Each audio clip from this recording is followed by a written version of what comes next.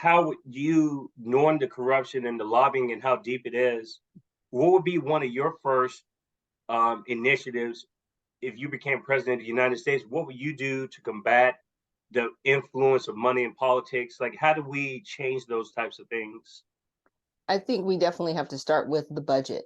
So there is a budget, an administrative budget, where people get paid salaries. And we really need to look at lowering the salaries for our Congress and even for the presidency, for that matter. You should not go into politics to make money, but people do.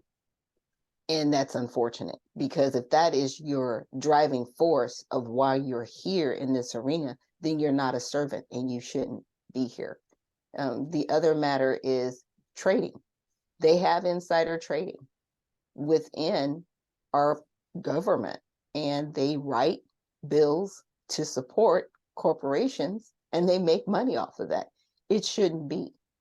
The lobbyists that we have, I understand why we have lobbyists, so you do have somebody there actually on your behalf petitioning to make sure that voices are heard that are not necessarily within the halls of Congress, right? Like every American can't be there. We saw how that turned out. It wasn't great. But the lobbyists are there to actually, lobby on behalf of the American people, and they're not. They're lobbying on behalf of themselves or special interest groups.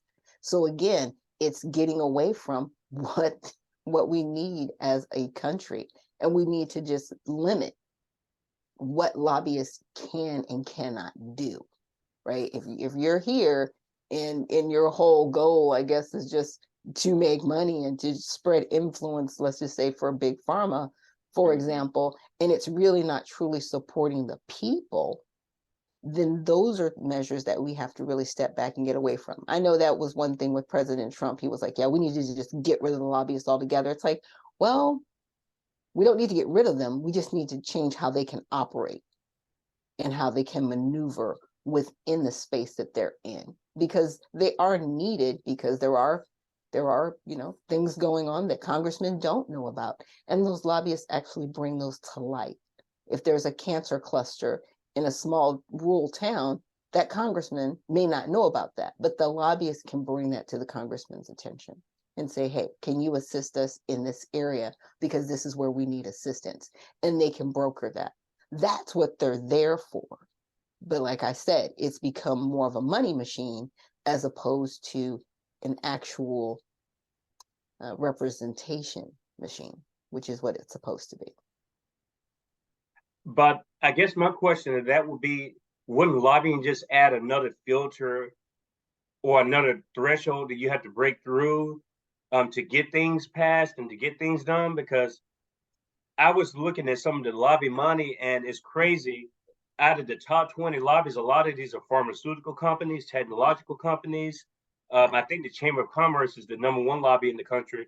But if you analyze it more, we were talking the other day about religion influencing politics, and just how the American Israel Public Affairs Committee, APAC, which a lot of people know about, they basically bought up both parties. And all you have to do is go to opensecrets.org, and you can see the issues around Israel. Israel gets representation in our government because that lobby funds so much money to all the political campaigns. And so, and it's in some situations, if they don't buy out one side of the ruling class, they buy out the other one. And it's absolutely crazy. It's almost like it's designed perfectly to where, even though these lobbies are there to represent the people, each side has a block that's already sort of taken into consideration.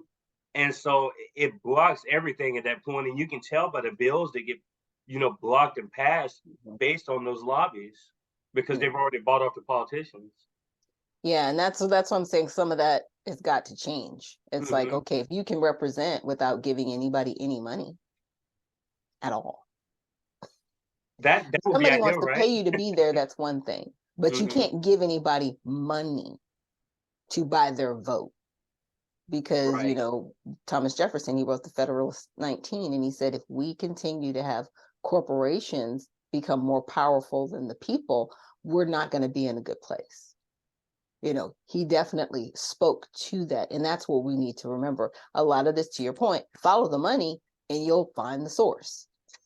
Yes. Just follow the money and why people are saying what they're saying, why they're doing what they're doing. Even with Pfizer, you will never really hear Donald Trump say a lot of negative things about Pfizer because they gave him $1 million.